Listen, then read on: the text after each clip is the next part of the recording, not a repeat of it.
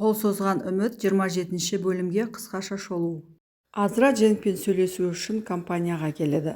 Дженгтен кешірім сұрап, мен саған бәрін түсіндіремін, сенімен қайта татуласқым келеді деген кезде, бәрі бітті Азра дейді. Мен саған қанша рет келдім, маған түсіндір, бәрін көмектесем деген кезде, сен мені қанша рет қуып жібердің ғой дейді.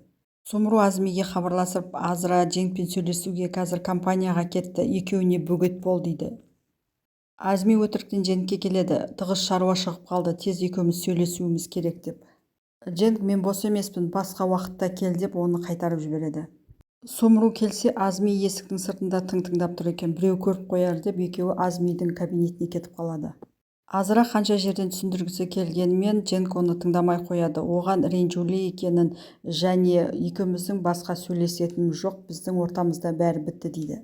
Дженгтің айқайлап дауысы шығып жатқаннан кейін өтіріктен Сумру мен Азми жүгіріп келеді. Балалар, не істеп жатырсыңдар, бұл жерде не болып жатыр деп. Дженг, екеуіңе де дауа жоқ екен деп ол жерден кетіп қалады. Сумру Азраға, әне көрдің ба, Дженг сені тыңдағысы да келген жоқ, ал сен татуласамын деп өзінше болған едің деп ол да кетеді. Сөйтіп Азра еңсесі түсіп қайтып кетеді. Фарида ханым мирасты қайтадан жаздыртады. Ол жердегі 50% акцияны Арда, Мелис және Дженг үшеуі ортасында бөлінсін дейді. Ресторанды толықтай Азраға қалдырамын. Қалған байлықтарым, үй-жай барлығы Дженг пен Азра үйленген жағдайда ғана ала алады дейді. Әйтпесе қайырымдылыққа жұмсалсын деп айтады. Осы өсиетнама мен қайтыс болғаннан кейін ғана оқылсын дейді.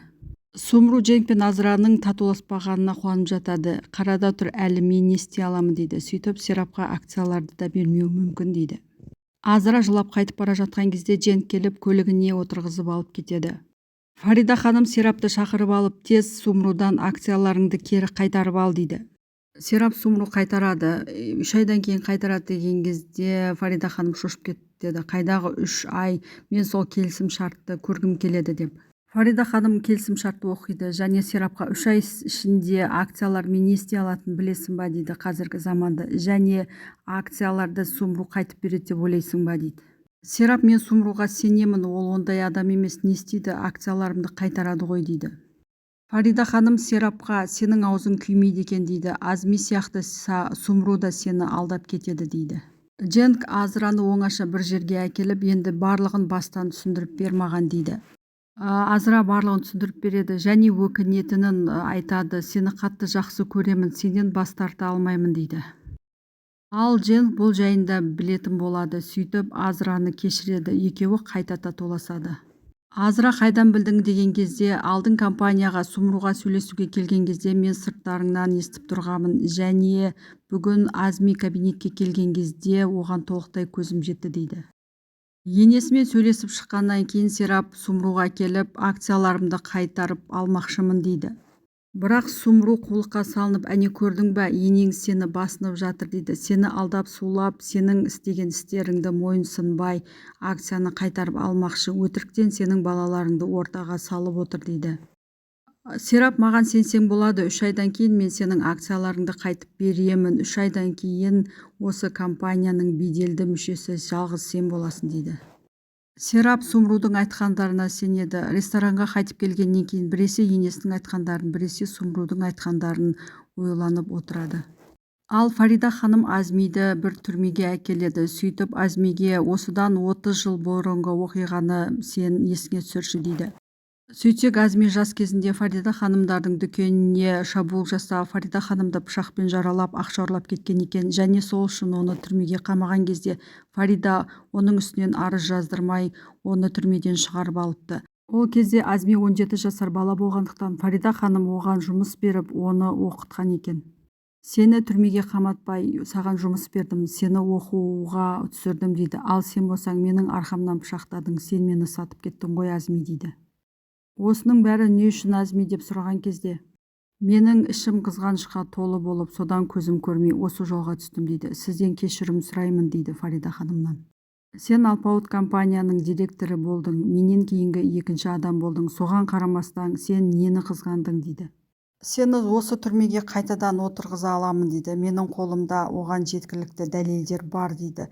Егер түрмеге қайта отырғың келмесе, онда Сумрудың қолындағы акцияларды өзіме қайтарып әкеп бересің дейді.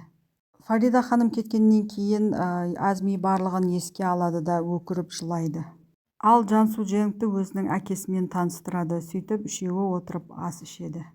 Мәрт үйден қашып шығады да, ал Азра ізінен ерген кезде сөйтсе Мәрт барып Фатиманың жанында оған нан беріп отыр екен.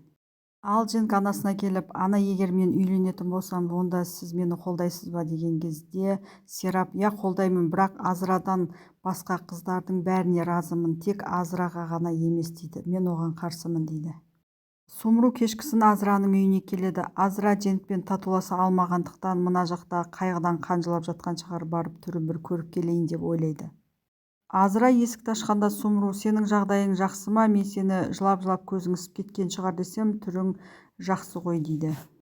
Сөйтсе үйде Фатима отыр екен. Сумру Фатиманы көріп, мынаны тез полицияға тапсырайық, полицияға хабарлас деп айқайлай бастайды. Азра айтады, сенің шаруаң бітті Сумру, мен қазір полицияға айтсам, ол келіп сені алып кетеді дейді. Фатима барлық шындықты Азраға айтып берген екен. Сөйтсе Сумру Азраны жүргіш қыз, үйінде отырмайды, інісіне қарамайды деп өтірік айтыпты. Сумру мен солай жасауға мәжбүр болдым деп әйтеуір бір нәрселерді айтып ақтала бастайды. Азрадан жалынады, өтінен полицияға хабарласпашы, өйткені сол жерде Жансуда болды ғой, Жансуды құртасын деп, мен сенің айтқандарыңның бәрін жасаймын дейді. Азра ешкімге еш нәрсе айтпаймын, бірақ сен орнына маған Мәртті қайтарып бересің деп екеуі келіседі. Сумру үйге кеткеннен кейін бұл жерге Фарида ханым мен Дженг келеді. Фатима оларға да барлық шындықты айтып береді. Сумрудың басы салбырап үйіне қайтып келеді және Жансуға, Фатима табылыпты, енді біз құрыдық дейді. Жансу айтады, кезінде мен Мәртті алуға барған кезде сен едің ғой Мәртті Азраға бермеген, енді міне қара қандай жағдайға душар болдық дейді. Сумру осының бәрін сен үшін жасадым деген кезде Жансу, мен үшін жасаған жоқсың, сен өзің үшін жасадың дейді. Сөйтіп Жансу өзін өзі өлтіргісі келмеген, оның бәрі ойын екенін айтады. Ал Сумру жынданып кетіп қызына ұрсып тастайды. Сен үшін тек ойын болды ма, ал мені ойламадың ба дейді. Мен сені өзіңді өлтіріп қояды ғой деп қатты уайымдадым дейді. Ал сен болса жай ойын деп енді не үшін айтып отырсың дейді. Дженг Фатимадан Азраның қайда тұратынын қайдан білдің деген кезде, мен ауруханада көзімді аштым да ол жерден қашып кеттім, бір пальтоны алып киіп кеттім дейді. Қарасам қалтасында ақша бар екен, сөйтіп сендердің іздерінен түстім дейді. Кешкісін Дженг Азраға, не істейміз, екеуміздің жүретінімізді барлығына айтамыз ба дейді, уақыты келген сияқты деп. Ертесі күні Фатима Мәртпен қоштасады. Мен емделуге кетіп бара жатырмын, сені сағынатын боламын дейді. Фатима осылай қоштасып қалайын Мәртпен, мені жақсы күйінде еске алып жүретін болсын дейді. Сумру Мәртті Азраға қайтып беретін болады. Фатима полицияға келіп барлығын мойындайды, ал Азра оның үстінен шағым түсірмегендіктен оны денсаулығына байланысты әзірге осында ұстай тұрамыз дейді, және сот болмайтын шығар, жіберетін шығар дейді. Қадыр кететін болып барлық заттарын жинастырады, қолында істейтін балаға ақша беріп, осы жердің кілтін тапсырамын саған аманат дейді. Азраға да барып онымен қоштасқандай болады және өз-өзіне қарап жүр, Дженгке онша сене берме дейді. Адвокат оған келеді, Сумруға акцияларды кімнің алып бергенін білдік дейді. Ал Фарида ханым, ол туралы Дженгке айтушы болмаңыз, әзірге іздестіріп жатырмыз деп, таппадық деп айтыңыз дейді. Кешкісін Қадыр ресторанды жалға алып Мелисті тамаққа шақырады. Ал Мелис маған Қадыр ұсыныс жасайын деп жатыр деп әдемі болып киініп барады. Бірақ Қадыр Мелисамен қош айтысуға келгенін, мен кетіп бара жатырмын деп айтады. Ал Мелиса, не үшін мені алдадың деп жылайды. Кешкісін Дженг Азраға маған тұрмысқа шығасың ба деп айту үшін әдемі жүзігін алып дайындалады. Мелис жылап Азраның үйіне келеді және Қадыр мені тастап кетті деп айтады. Дженг гүл алуға тоқтап көлігінен түскен кезде Қадыр оның көлігіне келіп отырып алады және қаруын көрсетеді Дженгке. Мелиса жылап отырып, Қадыр саған мына хатты тастап кетті дейді. Азра оқып қараса, Еже қарындасының хатымен және Қадыр бүгін Дженгтен өшімді аламын деп жазған екен. Сөйтіп Азра Дженгке хабарласқанымен ол телефон тұтқасын көтермейді. Ал Дженг болса Қадырмен екеуі көлікте келе жатады.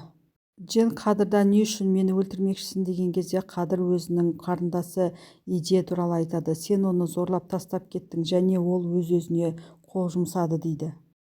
Джен барлық шындықты айтады. Ежені Америкада бір ағай зорлады. Мен сол ағайды барып ұрып тастағандықтан мені сол үшін университеттен шығарып жіберді. Қадыр шындықты білгеннен кейін не істерін білмей өз-өзін өлтірмекші болады. Джен Қадырдың қолындағы қаруды алмақшы болған кезде көліктері қарсы бетке шығып кетеді.